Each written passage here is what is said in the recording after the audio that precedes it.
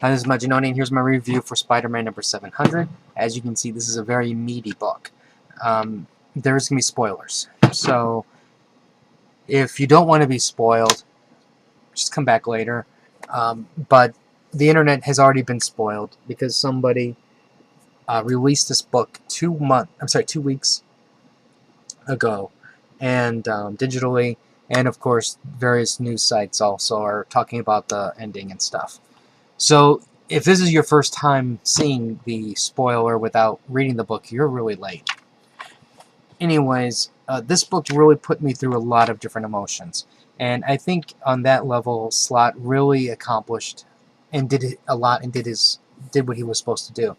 Um, this is the climactic battle between Peter Parker and Doc Ock. And to have this book or this story just end in a whimper like it looked like it was going to do a couple of issues ago, that would have been the travesty and would have generated a lot of rage. But he really put us through a lot in this book. You have like the evil Peter Parker, with Mary Jane, and you know that he's up to some shenanigans. You're waiting for him to just throw her down and do very Doc Ockish things to her, and then you can see it in his face, the way he talks, the way he calls her woman. And then you're like going, Mary Jane, I don't understand. This isn't Peter. Why don't you pick this thing up? But, she just goes along with it. And you're like, oh, my goodness. And then, while you have this, you have the breakout. You have the gathering of the Sinister Six minus a couple of villains. And you have Peter and Doc Ock form trying to, get the evil Spider-Man to get his body back, but yet he's got to play it good. He can't play evil, but he can't play too nice because if he's too nice, then the other villains will figure out that something's wrong. And then you have Doc Ock going, I'm going to take a trip. Once he learns that he escaped, he's going, I'm going to take a trip. And I'm going overseas and just back and forth. And I'm like, oh my god, how is he going to find it? How is Peter going to figure this thing out? But then, luckily, the evil, genius, twisted side of Doc Ock goes, well, I can't just leave. I have to further my fiendish plan and go for total defeat. And you're like, that is the type of mistake I'm waiting for. And so, as you can see, there's all of this stuff that's going on. And it really makes you, at least for me, it drove me into the story. And it really had me involved and emotionally, and it's like that tug of war type thing. All the elements of a good like action spy type series where the bad guy's always getting away, or the hero's really close, but yet so far. And on that level, Slott really did accomplish a lot of greatness. Then you have the part where Peter's going to heaven, and I'm like, oh, it's like you see all of this stuff, and then it's like, this is the type of story that we wanted to see at the end of when Peter eventually would have died, and you know you see the reaction between Peter and Uncle Ben, and how Uncle Ben sends Peter back, going, "Your time is not now." And then you're like, "Oh, Peter's getting his body back. Slott is not going to disappoint us. We are going to get the story that we want." Is what we're thinking. Is at least what I'm thinking.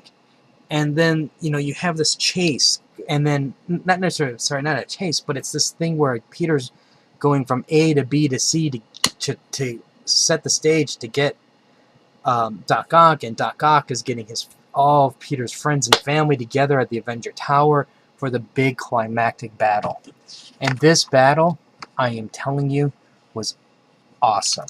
And it worked, and not necessarily just because of the action sequences. It's the cat and mouse and toying with each other that they did. It's like they both know that there's some, they both know the secret, but yet they're both playing the part. And the way they play off of each other, it was fantastic. I really, really liked that.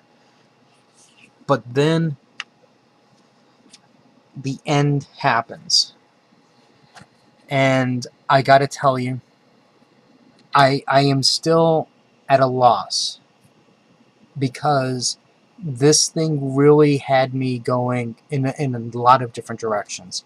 I think you're going to see some people say it's a cop-out. I think you're going to see some people rage so much that they're going to drop Spider-Man and forsake Marvel. They're going to curse Joe Q, and they'll be loyal DC fans until DC screws over their next favorite character.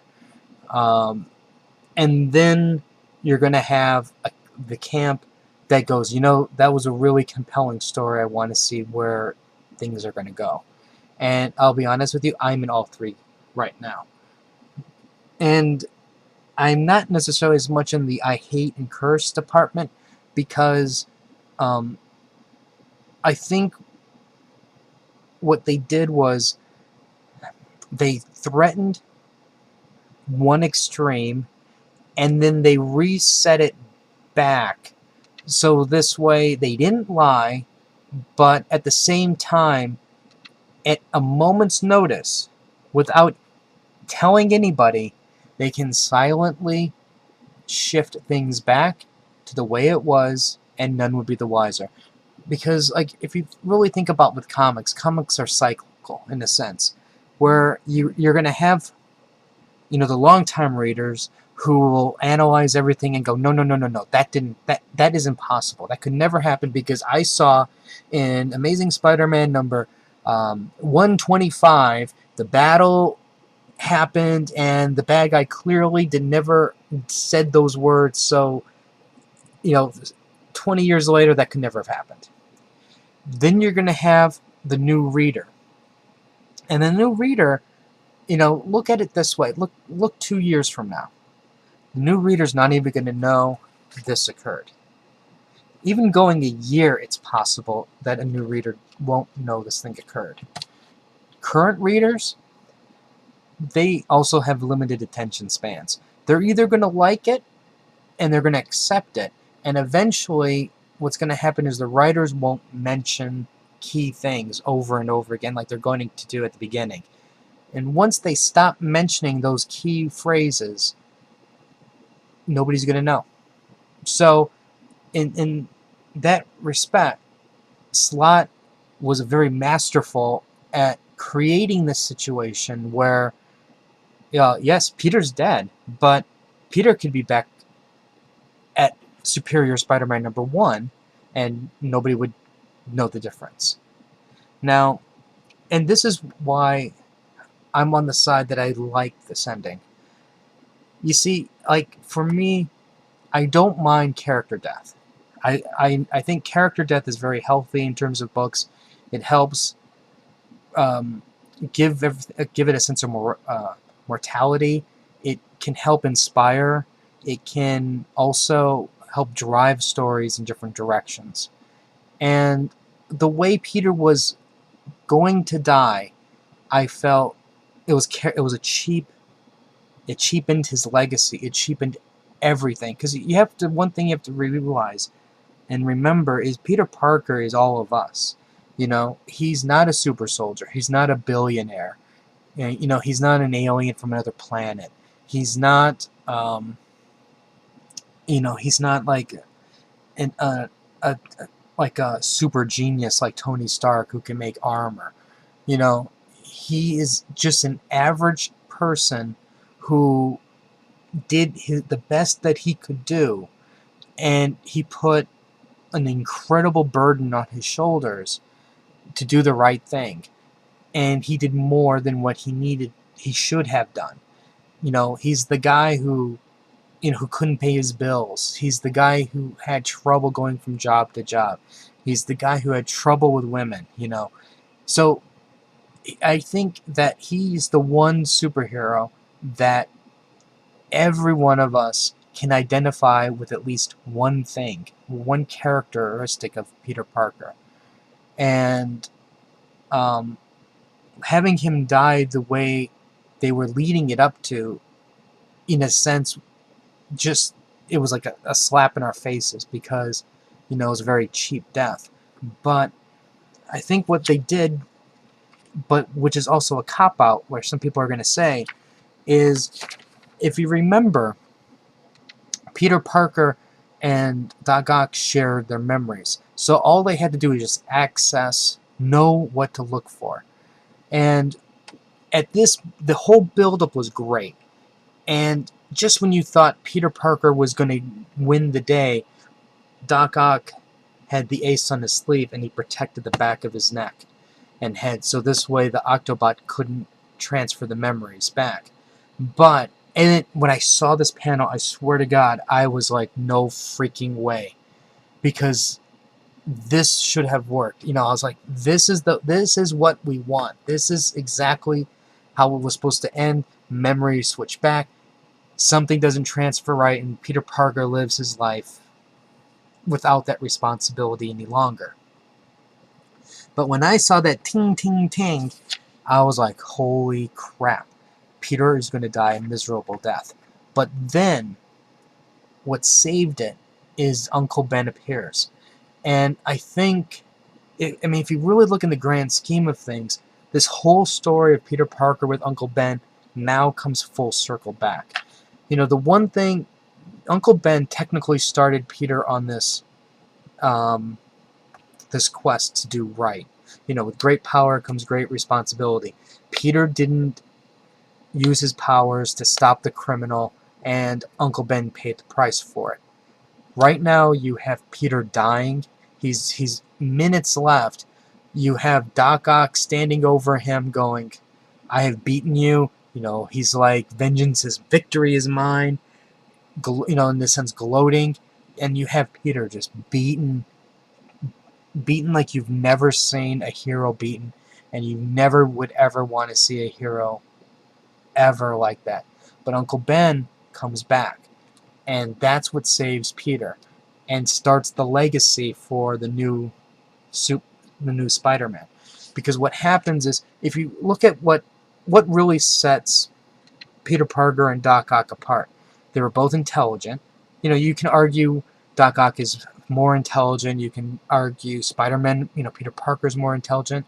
Or maybe Peter Parker could have had the capacity to become more intelligent if only he had the ability to nurture that intelligence instead of crime fighting. So you have that side of things. But on one side, you have Peter's compassion. You have his family. You have the guilt. You have everything that made him a good person. On the other side, you have Doc Ock, who's full of hate. People ridiculed him.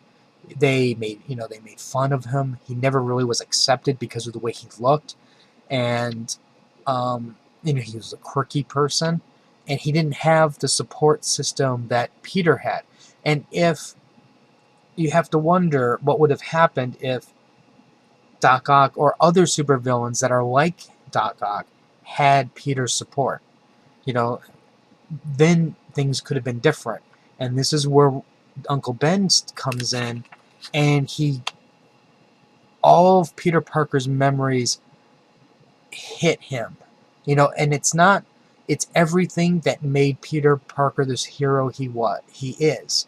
It's his relationship with Uncle Ben and Aunt May, his guilt, the guilt not only for Uncle Ben's death, but Gwen Stacy, Captain Stacy. You have the tragedy, and it's not just somebody who's sitting there observing it. This is Octavius living everything, all of the emotions at once, and that changes him into a totally different person, where now he's not going to be this evil person any longer. It's like he understands now that, I'm this maybe not be the right wording, but he's learned that, his path isn't the right path, and he is actually going to become a better person. And I think what they've done is they've really technically merged both personalities into one. Because yes, this is no longer Peter Parker.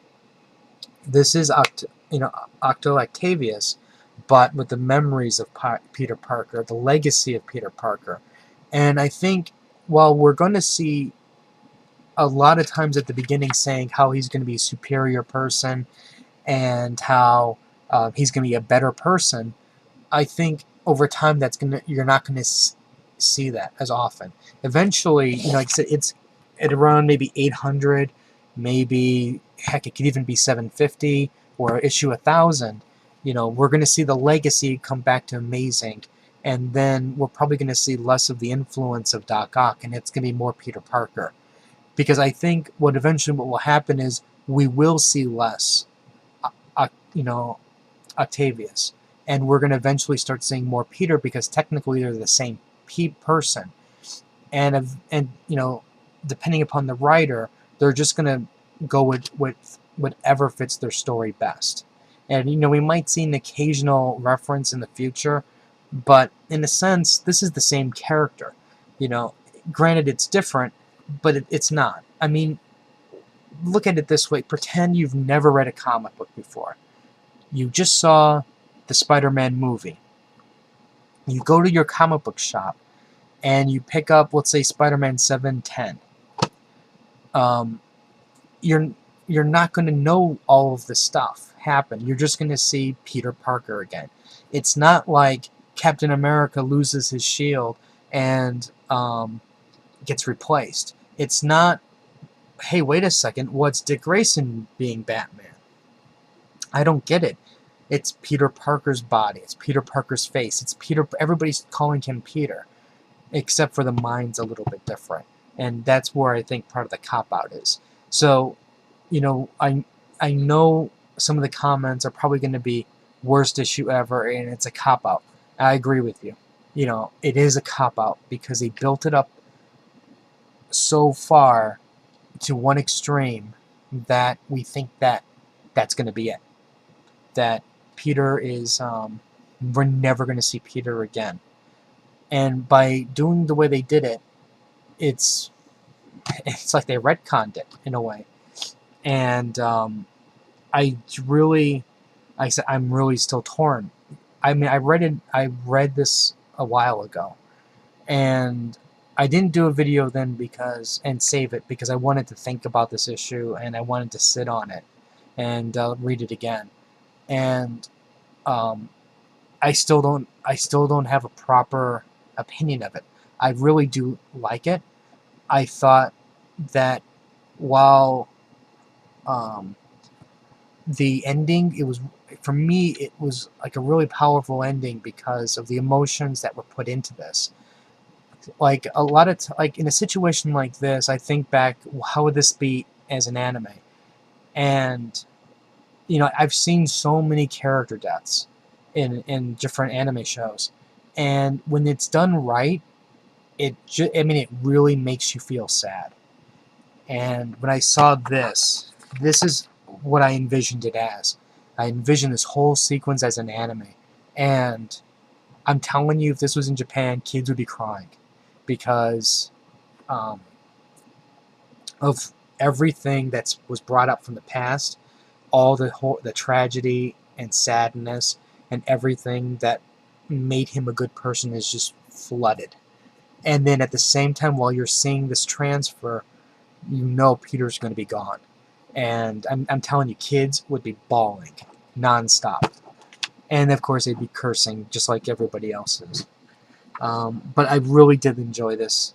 But I'm still torn about what happened, because I do think there's parts of me like I think it's a cop-out. But anyways, that's this part. Now, after this, we got some, the covers. We had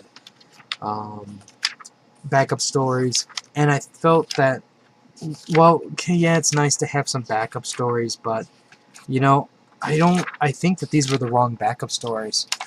What I wanted more was a celebration of who, Peter was, like a eulogy of sorts.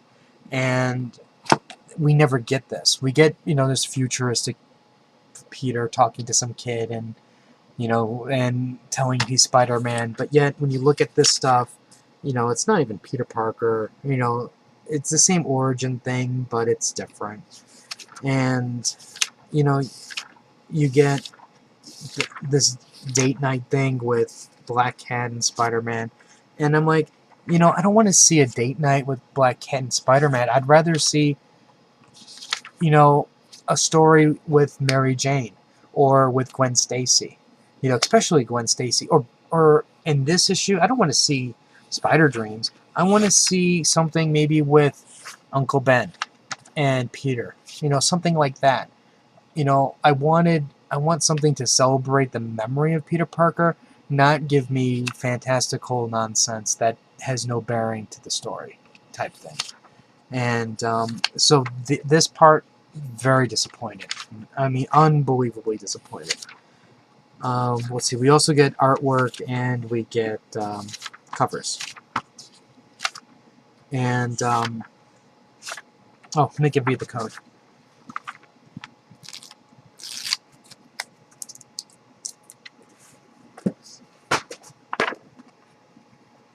There you go. But yeah, I mean, this is I think if anything, what they really also accomplished was conversation. They're getting people to talk about comic books, so that's a good thing too. But anyways, that's my review. If you have any comments or questions, let me know. I really look forward to seeing what you guys have to say about it, because I think people are really going to have some strong opinions to it. Like the Facebook link, and I'll have more free books and stuff. So until next time.